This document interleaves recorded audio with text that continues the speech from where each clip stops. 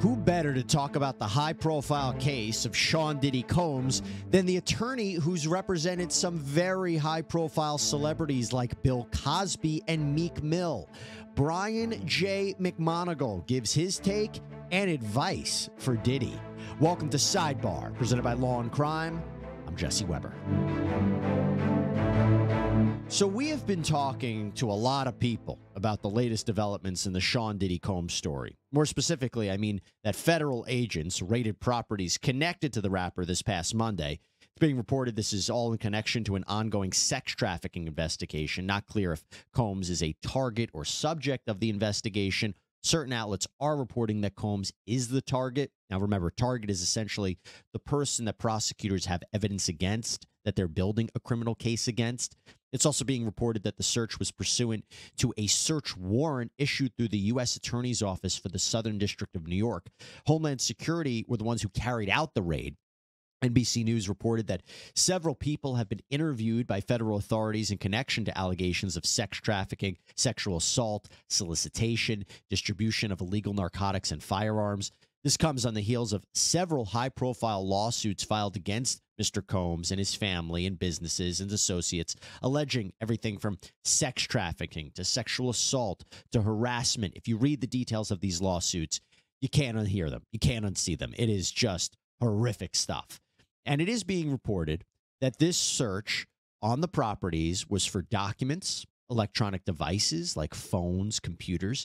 It was a wild scene where you saw agents swarming onto the property, sometimes with guns drawn. We saw video of several people, including potentially Combs' sons, in handcuffs. Seems like they were detained, not arrested. Now, at the time of this recording, it is not even clear where Combs is at this time. But we do know that neither he nor anyone else has been arrested or charged or indicted in connection with this operation. However, a man named Brendan Paul, someone who is alleged to be Combs' drug mule, was arrested on cocaine and marijuana possession. This was charges out in Florida. He's been bailed out.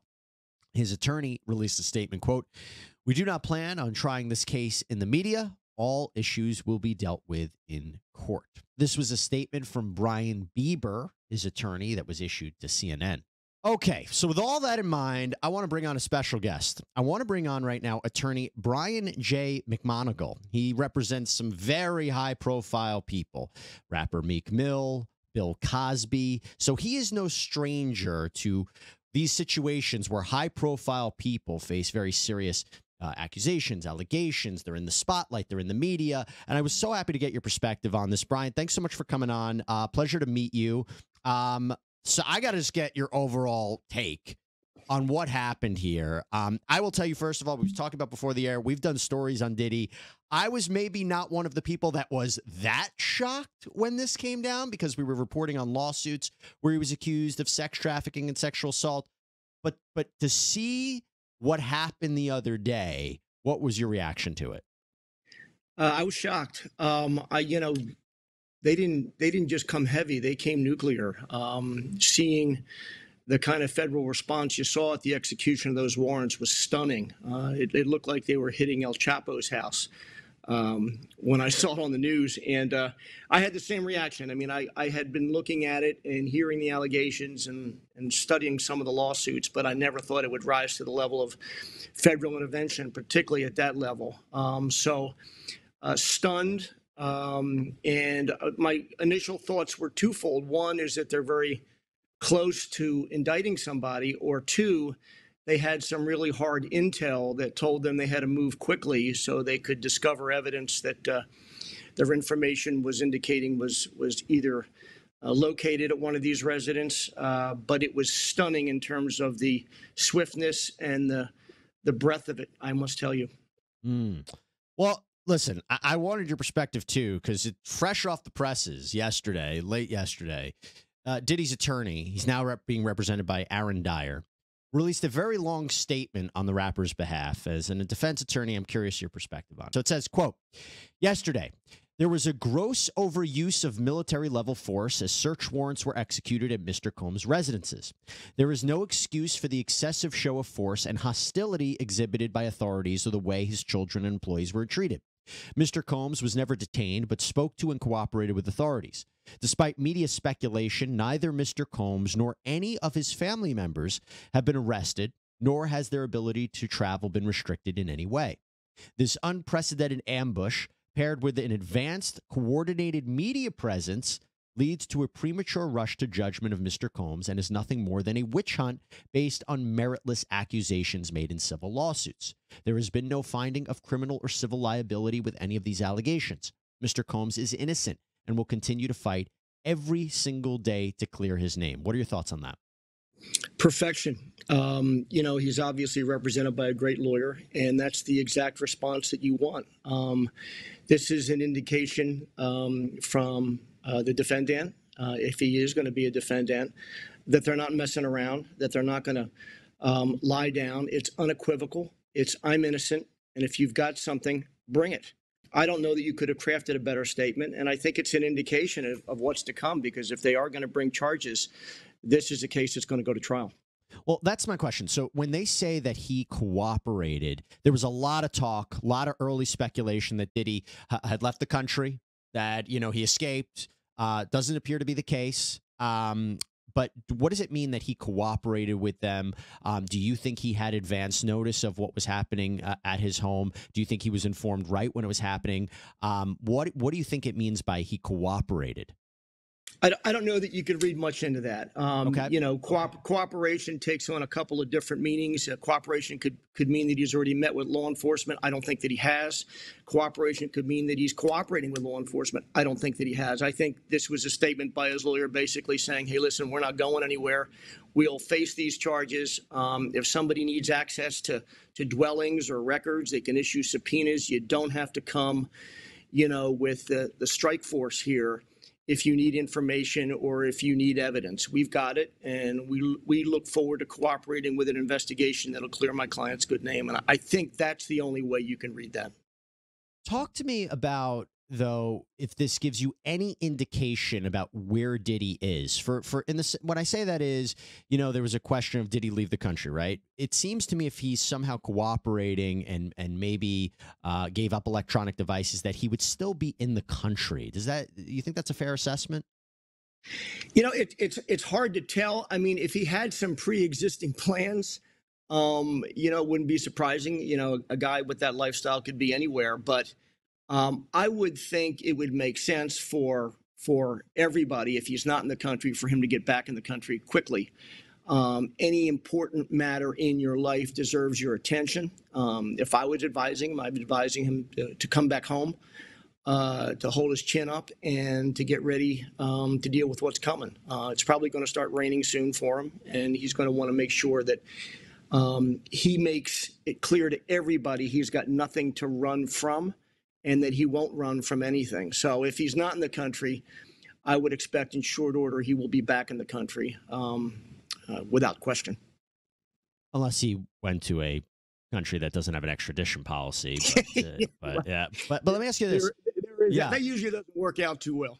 Oh, no? I mean, again, people were like, oh, my gosh, if he knew the heat was on him, he's just going to go somewhere where he doesn't have to come back. But you don't suspect that's what the case is? Yeah, it's a small world. I've had some people try that. It doesn't usually work out too well. Let me ask you this. The idea, and you are echoing, I think, what a lot of other attorneys, legal analysts have said, that it seems charges are about to come down. Now, I will tell you, a lot of people have said that they thought that with a raid, there would be an indictment in conjunction with it. People would be arrested. We haven't seen that. It's been, at the time of this recording, 2 days since the raid. Are you surprised we haven't seen arrests in connection with this, again, what is a purported sex trafficking investigation? And do you think charges are going to come? On the first question, I'm not surprised. I mean, they usually do it one of two ways. They'll either come heavy and indict immediately, or they're coming heavy to try and secure evidence so they can start a process of putting evidence before a grand jury. I mean, we don't even know if there has been any evidence presented to a grand jury yet. They're the feds. They're not the state courts, and they are not going to indict somebody or charge somebody on somebody's word alone, I can assure you. And so they want to try and develop as much evidence, forensic evidence, They're going to be looking at phones. They're going to be looking at travel. They're going to be looking at corroborating every allegation that's been made in these lawsuits. I wouldn't be surprised if they took their time because they know that they're going to get the best representation in the world for the celebrity, and they're not going to look to want to lose. And so, they're very interesting in how they operate, the feds. So I think trying to read too much into timing could be problematic, particularly if they didn't find anything. I mean, what did these searches yield? Did they get any evidence? Is there anything that they obtained that would make them run before a grand jury and bring charges? I think they're going to take their time unless they've got it. And I'd be surprised if they have it yet. A couple of things there, right? So we know that you would need probable cause for a search warrant. They did show quite the presence. Now, you could say, and based on, I'm reading the lawsuits, right? And you read, if you take the allegations in the lawsuits, it's true that Diddy is surrounded by weapons, that he has quite the security presence, large properties. You don't know what you're entering into. I've spoken to law enforcement experts who say it's not surprising they came with that level of military reinforcements, or they talked about a military grade. But at the same time, the way that they did it was quite a statement, and to not have it be in conjunction with other charges at the moment, you say, it could have been that there's reporting that they had been speaking to certain individuals. Again, the belief is that this is emanating from the Southern District of New York, the U.S. attorneys for the Southern District of New York. But it seems, do you feel that they had more than just statements from witnesses to go after these properties, to go into these properties like that? Yeah, there's no doubt that they had something that kind of suggested a clear and present danger, or something that suggested to them that there was going to be real evidence there that could be destroyed. I don't think they would have came in the way they came without some hard intel. And so, I mean, that tells me one of two things. It tells me that they're getting real information about criminal activity, whether it's true or not, who the heck knows. The criminal activity is ongoing. Otherwise, they wouldn't have came the way they came without an indictment. But I just think it's always, you need to be cautious in terms of trying to understand their mindset. I don't know what drove those warrants. I don't know what that probable cause was. And I think that will tell us everything once those warrants get unsealed and charges emanate. But, they can always charge a couple of different ways in a federal case. You can charge by an information, or you can charge by a grand jury indictment. They've done neither here. And I think they were hoping to find something, and whether they found it or not, I don't know, but I didn't get a sense of that. By the way, as I cover stories like this, I always think about what are some ways we can protect ourselves in this absolutely crazy world. You know what one of the best things you can do is? Learn about who you surround yourself with. Yeah, and you can do that with truthfinder.com. They're our great sponsor. Always so happy to talk about them because Truthfinder is one of the largest public record search services in the whole world. Their goal is to help people like you learn the facts about the people in their lives. Here's how it works. You go on the website, truthfinder.com, and you type in a name. I'll make it really simple. You type in my name, Jesse Weber, okay? Type in my name. Within minutes, you get access to reports that include information like phone numbers, addresses, associates, criminal convictions. No, I don't have any of those. Were you expecting something else? No, I don't have them. But you know what's really useful is if you type in an address, like your home address or where you work, it tells you the registered sex offenders that may live in that area too. Yeah, and that's the point. Unless you use Truthfinder, you may never know the reality about the people around you. And I'll tell you this, honestly, once I started with this website, I couldn't get off of it. I started typing in like everybody's names I could think of.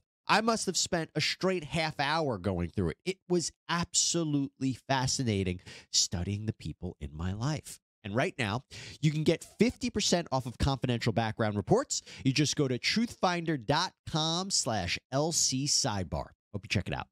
Do you think the civil lawsuits have an effect on this? But what do I mean by that? I mean, we both know that even if you settle a lawsuit, like Cassie Ventura was one of his accusers, settled with him the day after filing that sexual assault lawsuit. She accused him of rape, really horrible, horrendous things, settles with him. She could be cooperating with law enforcement. Do you think, I mean, again, I just think the timing of this, after lawsuit after lawsuit after lawsuit after lawsuit, one of the latest ones is the one from his former producer, Little Rod Jones. I have to feel that has an effect on what's going on here. No? I don't think there's any doubt about it. I mean, I don't believe in consecutive lightning strikes, and so I think that's exactly what's driving it. And you know how this goes. I mean, one witness, two witnesses, but a multitude of witnesses will get the attention of law enforcement. But this is a federal investigation, and it's, this isn't just a sexual assault allegation like we see in the state courts. This is a trafficking investigation. And so the kind of investigation that usually follows that kind of investigation is lengthy. It's detailed, and I'd be surprised if they rushed into something here. That's just not how the feds operate. So they did come heavy. They sent a clear signal that they're coming. But how quickly you'll see charges, I think remains to be seen. I'd be stunned if they move too quickly on this. That's just not who they are. By the way, I have to ask, I mean, one of the big questions is if this is true, okay, let's just assume the worst here. Was this just like a known secret that nobody came out? Was it a situation, like maybe someone was afraid to come forward? I mean, we talked about it so much with other cases, right? R. Kelly, Jeffrey Epstein. But big question I keep getting asked is if this is true, is this just what was going on and nobody spoke up and nobody said anything? Was this just like part of the hip hop world? I mean, because it's you read the allegations in these lawsuits, it is next level. Yeah, it's hard to imagine that this could be going on with the world not knowing. There's always too many people involved. There's a lot of money, and you can spend a lot of money keeping people quiet if there's criminal activity. But it would be stunning to me if all of these allegations are true, and everybody put their head in the sand. It's just unimaginable to me, quite frankly, because everybody's looking for an angle. Everybody's looking to make a buck. You've got people making accusations every day trying to derive some financial benefit from it. So it is shocking that it could have gone on that long, if it ever went on at all, without somebody knowing. But I think we're going to find out. I don't know if we're going to find out in a week or a month or 6 months, but I think something's going to come of this.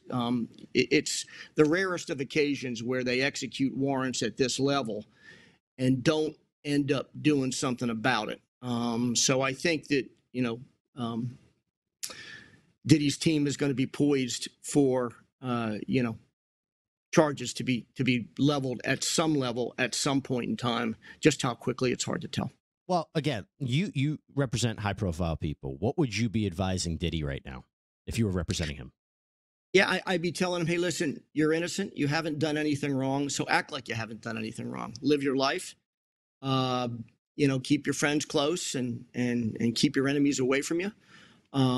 Walk like you're innocent. Talk like you're innocent. Continue to do the things that you do every day. Try to get yourself invested in some good things if you aren't already. I'm sure he's got a lot of charities, et cetera, that he's working on. Show yourself to be who we say you are. I think in that way, you don't make a bad situation, if it is a bad situation, even worse. So I think he's got to put a good face on and to make sure he lets the world know, and ultimately his jury know that he's innocent. And I would take an aggressive approach if I was them. I really would, because this is a case that's going to garner an enormous amount of publicity. You're talking to jurors with your actions. And so he wants to make those actions real and right. And I'm sure that'll happen. I'm sure he's in the best of hands, and they'll make sure that he's sending a message loud and clear to any particular jury pool that he's innocent of these charges, and he looks forward to defending them. Now, let's say he's not charged yet, right? Would you? I can't imagine. I'm not sure, but he's being attacked on the PR machine. I mean, everybody is saying things about him right now. And to give you an example, so 50 Cent came out basically was trolling Diddy a lot. I know they have a feud. It's posted on Instagram. Now it's not Diddy do it, it's Diddy done. They don't come like that unless they got a case. It just got real. The feds in all the cribs. Damn, they got the kids in cuffs. Aubrey O'Day, who was part of Danity Kane, that was a music group that was started, I believe, by Diddy. She came out and said, "What you sow, you shall reap. I pray this emboldens all of us victims to finally speak on what we have endured." Would you advise Diddy to make a statement personally, whether it's an interview in a media outlet or a statement of his own on social media to respond to this? Only if it's controlled. I've seen disaster after disaster. We saw it in the Penn State case where people went on Dateline. The defendant went on Dateline and got interviewed. It would have to be controlled. I think it would have to be brief. I think once you go down that road, you run into a lot of trouble. Keep in mind that the story here is a better story if he did it than if he didn't. And I've tried to be on the other side of that in cases, and you can see it go both ways. In our case with Meek, obviously the media was rooting for him because it was right, it was just. In other cases I've had, they didn't care what the accused had to say. That's not the story for them. The story is better if it's that he did it. And so I think if he's going to make any kind of a statement at all, it'd be a prepared statement, it'd be a quick statement, that he not take questions, and it'd be something probably as perfectly crafted as the response you saw from his lawyer. And that would be the end of it. Taking interviews, I think, can be a disaster. One misstep during an interview, and it's a news cycle for a month that you'll never be able to overcome. So very limited in terms of a response, but perhaps a response that's measured and brief. And let's say Diddy is hit with these massive sex trafficking related charges, and you were to represent him. How do you defend him at trial? Again, you've represented very high profile people. Cosby is a name that comes up in a very high profile case. How would you represent him? Well, I think it depends on what the evidence is. If the evidence is allegations being made by individuals, you do it the old-fashioned way. You develop an investigation. You find out everything that they've ever said about him, any motives they would have to lie about him.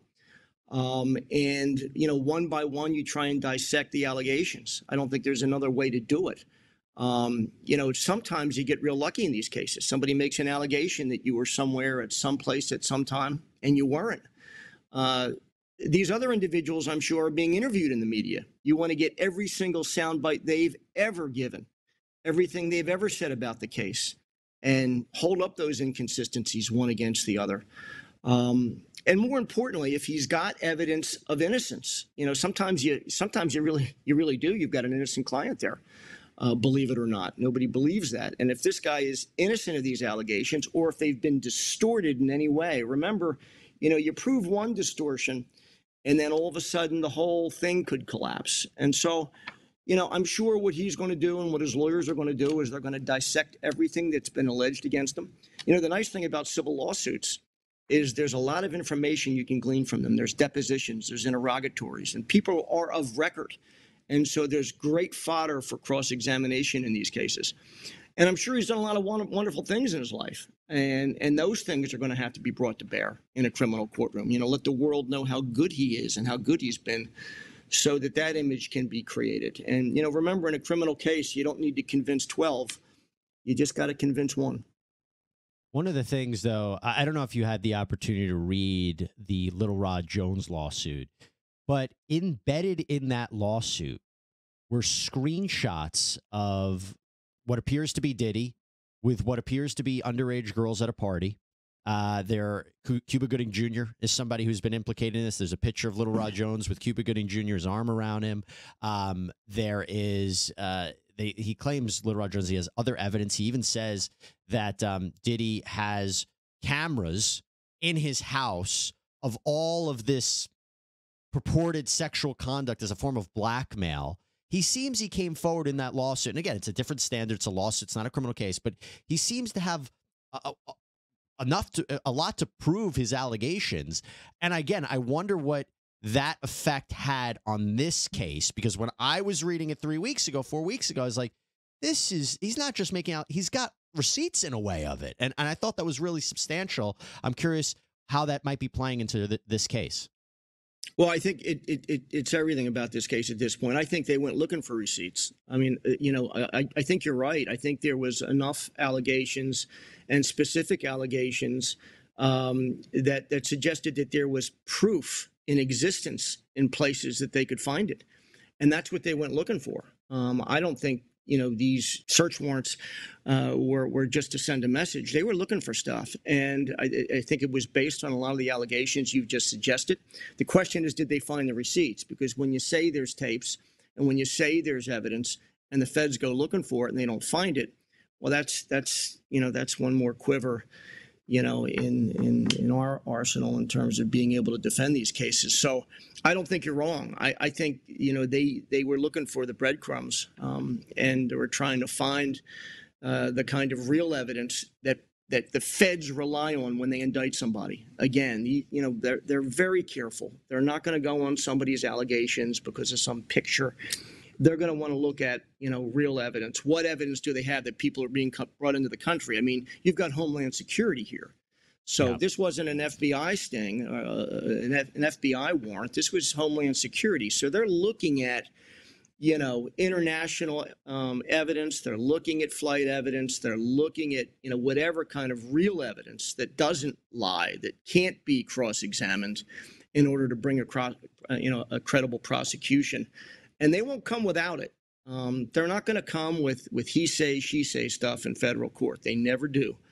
And if they do come, then my guess is they're going to have to bring it with a lot of credible, real evidence. And whether they found any, they may have. I mean, they probably got computers and they probably got every single piece of digital information they could get to corroborate these allegations. But you're going to need corroboration, or they won't come.